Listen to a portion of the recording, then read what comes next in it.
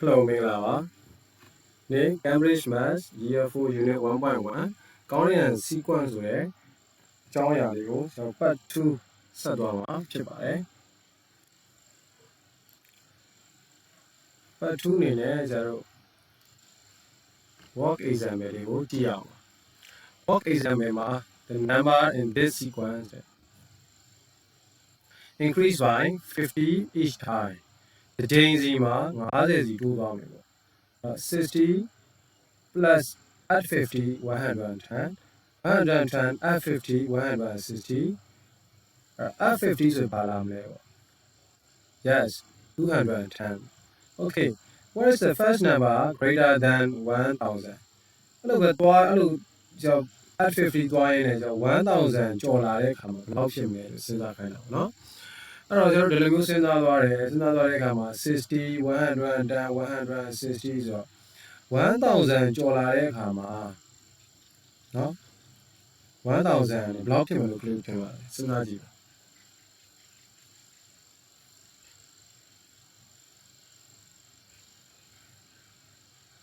โอเคအဲ့တော့ဒီစဉ်းစားမိပြီဆိုရင်ဖြေတိုက်ကြည့်အောင်အဖြေကတော့သူက10ဒီတိုင်းမှာ100ပြီးရင်110 200ဆို210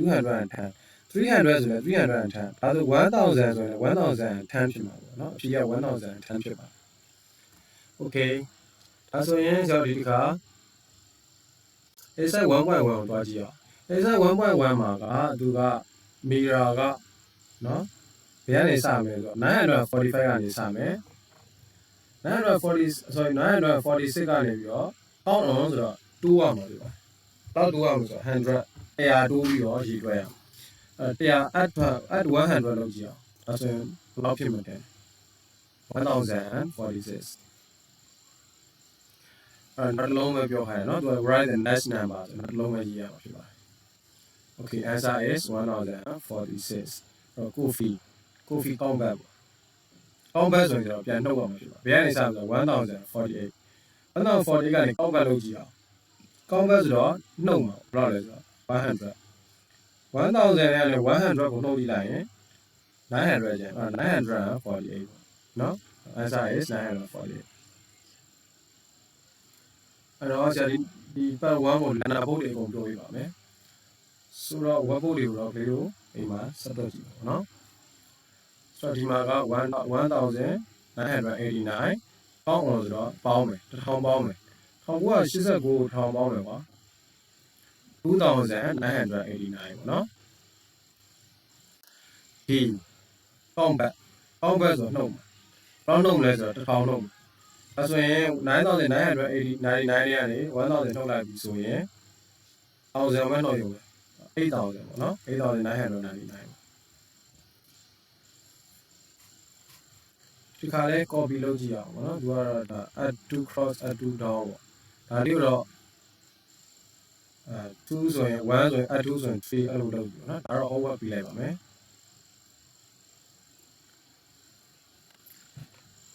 ဒီ3 sequence ပေးတဲ့နေရာမှာ choose any two ပေါ့နှစ်ခုကိုရွေးရမယ်အဲ့နှစ်ခုကဘယ်လိုတူလဲပေါ့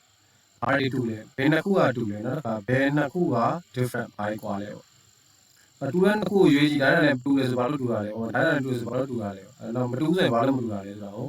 ရေးပြရအောင်ဆရာ example လေးပြပြပြတော့နော်အဲ့တော့တူတဲ့ဟာတွေ example နဲ့ပြပြရ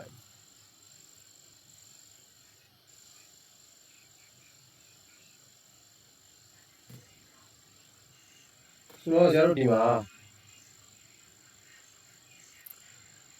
က246နဲ့25811ဘာလို့တူလဲဆိုတော့ they both have a first time is 2တွေနဲ့စတယ်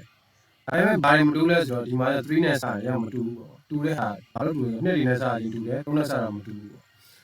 အဲ့တော့ different အောင်လည်းကြည့်ရအောင်ပေါ့နော်အဲ့တော့အဲ့လိုမျိုးစဉ်းစားတာဒီမှာဆို2468နဲ့3579ကနော်ဘာလဲဆိုတော့နှစ်ခုလုံးကat 2တွေဖြစ်နေတယ်ပေါ့နော်ဒီမှာကတ်ရေးသွားတယ် first at 2ဒါခွဲရေးရအောင်နော်အဲ့တော့2ကိုလည်း at 2လုပ်လိုက်ရင်4ရမယ် at 2ဆိုရင်လည်း4 at 2 6 6 at 2 8ပေါ့3 at 2 5 5 at 2 7 7 at 2 9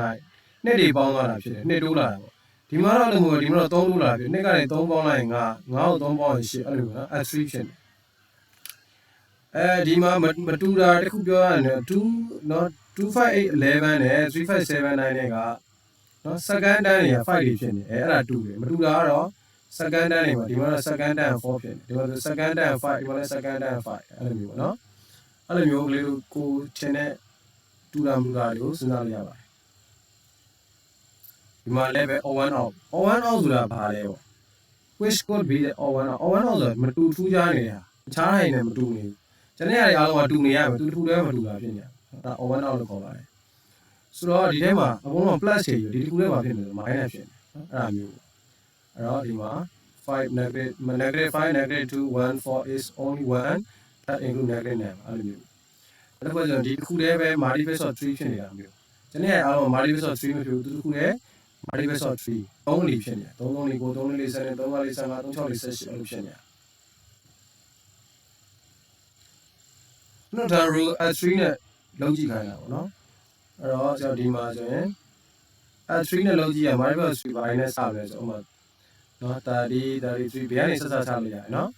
ဆိုတော့ဒီမှာဘယ်ကနေစပါလဲမပါတော့ကြောင့်30ကနေစလဲရတယ် not whole number နော်အပြေကိန်းမဟုတ်တဲ့ဟာတွေဘာတွေလဲအပြေကိန်းမဟုတ်တဲ့ဆို point နဲ့ထွက်မယ်ပေါ့နော်စပြီးတော့ 1.5 4.5 စပြီးတယ်ဘာနဲ့စစ3 at3 ကိုဖြစ်ရ1.5 at3 ဆို 4.5 စတာဘာနဲ့စစချလို့ရတယ်ဒါမဲ့သူကဘာလဲဆိုတော့ whole number မဟုတ်ပါဘူးဆိုတော့ point တွေပေါ့ decimal နောက်က fresh နေသုံးလို့ရတယ် whole number ဆိုတော့အပြည့်ပဲ1 2 3 4ပဲသုံးလို့ရတယ်0ကနေစလို့ရတယ်နော် okay ဒီတစ်ခုကကျတော့ all ခုနမေးဖို့တော့မမေးရဘူးနော် at3 ဆိုတာဖြစ်ရမယ် marking နဲ့ဖြစ်ရမယ် at3 လည်းဖြစ်ရမယ် example ဆိုရင်တော့မရှိနိုင်ဘာကြောင့်လဲဆိုတော့ all တွေမှာနော် at3 လုပ်လို့မရ even နေနော်အမြဲ all လုပ်လို့မရ even လည်းဖြစ်မယ်ပေါ့နော်ဥပမာဆိုတော့ပါကျတော့1 at3 ဆိုရင်4ဖြစ်သွား4က all မဟုတ်ဘူးနော်4က even အဲ့တော့မရဘူးနောက်တစ်ခုကကျတော့ဒီနှစ်ခုပါတဲ့100နဲ့127ပါတဲ့ sequence လုပ်ပြရမယ် sequence လုပ်တဲ့အခါမှာခုန at3 နဲ့သွားတယ်ဒီ100ကနေစပြီးတော့100 103 106အဲ့လိုသွားတော့100 103အဲ့လိုသွားရင်ဒီနေ့ဘယ်လောက်လဲ127ပါတယ်လုပ်ပြရဒါပေမဲ့ဒီဟာဒီ asset file တွေကတော့များတယ်တကယ်တမ်းကျ asset file က30ပဲရေးရမှာဖြစ်ပါတယ်เนาะဆရာလေးပြင်ပေးမယ် asset file များလို့မယ် asset file သူ့က definition ရှိတယ်เนาะ30ပဲရေးရတာဖြစ်ပါတယ်ပိုရေးလို့မရဘူးเนาะဒါများတယ်အဲ့တော့သူ့ရဲ့ asset file လေးပြ30ပဲရေးရမှာဖြစ်ပါတယ် okay thank you ပါဆိုတော့ဆက်သွားကြည့်အောင်เนาะဒီ sequence ဒီမေးခွန်းလေးကကောင်းတယ်ပေါ့နော် exam တွေမှာအများကြီးမေးလို့ရှိတယ်ဘယ်လိုမျိုးလဲဆိုတော့ first chance 397အဲ့တော့ set 3လုပ်လိုက်ရင်394အဲ့94ကနောက်ဆုံး0ထိသွားလို့ရလားလို့မေး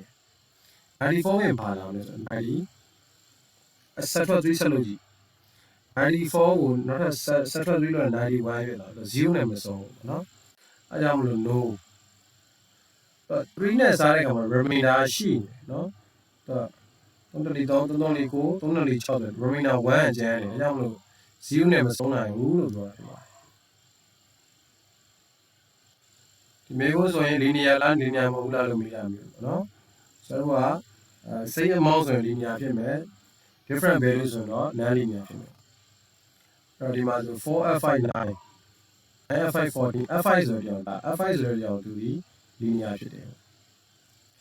နောက်တစ်ခုက set 4ပေါ့20 minus 16 4 20 minus 4 16 16 minus 4 12အဲ့ဒါ set 4ကလည်းဘာဖြစ်လဲဆိုတော့ linear ဖြစ်တယ်သူမေးတာ next လို့လည်းပါတယ်ကြောင့်14ဆိုတော့တစ်လုံးက19ပေါ့ f5 လို့ပြော14 f5 ဆိုရင်19 12 extra 4ဆိုရင်8ပေါ့နော်အဲ့လိုကြည့်ရပါမယ်အဲဒီမှာလာပြီ add one more each time ဒါမျိုးဆိုရင်တော့ကျွန်တော်ကတစ်ခုစီတိုးရတယ်သူက different value ဖြစ်သွားတယ်အဲ့ဆို null နေရအဲ့လိုပြရပါအဲ့တော့နှစ်ကို1ပေါင်းလိုက်တယ်300 3ကို2ပေါင်းလိုက်တယ်400 500 5ကို2ပေါင်းရင်3ပေါင်းမယ်ဆို8ပေါ့နော်အဲ့လိုသွားရေးပြရ multiply နဲ့ခုနလိုပဲ -3 ရဲ့ same amount လို့ပြောလို့ရတယ်လို့ထင်လာတယ်လို့3 6 6 3 18တော့ different value ဖြစ်ပါတယ်ပေါ့နော်ဒါကြောင့်မလို့ non-linear sequence လို့ခေါ်ပါပေါင်းတာနှုတ်တာကိုပဲကျွန်တော်တို့က linear လို့သုံးတာပေါ့နော်ဒီမှာလည်းလို့ပဲ subtract 1 less each time တစ်ချိန်စီမှာ1ရောက်သွားဒီမှာ50ရဲ့41ဆိုတာဒီ9 9ပြင်8 8ပြင်7အဲ့လိုသွားပြီးတော့ non-linear ဖြစ်ပါတယ်တော့အဲ့လိုနှုတ်ကြည့်ပါနော်ဒီမှာဆိုလည်း divided by 2ကလည်း non-linear ပဲဖြစ်တယ်နောက် next time ရလို့ဝင်လို့ကြည့်ပါနော်ဒါကတော့အောင်ပြီးရတယ်ဆိုရင်ဒါက square number တွေဒါတွေက click တက်ထား1 square 1 2 square 4 3 square 9 4 square 16 5 square 25 စသည်ဖြင့်ဘယ်လောက်ထိတက်ထားရမလဲဆိုရင်20 square 400 25 square 625အဲ့လောက်ထိလုပ်ထားဘူးလို့เนาะ Okay thank you ပါ workbook တွေကိုတော့ဒီလိုနောက်ဒီလို exam ဘယ်လိုပြောရမလဲဆိုတော့ workbook တွေကိုတော့ဒီလိုရဲ့ကိုယ်တိုင် search channel လုပ်ပြီးပါလို့ပြောချင်ပါတယ် thank you ပါ bye bye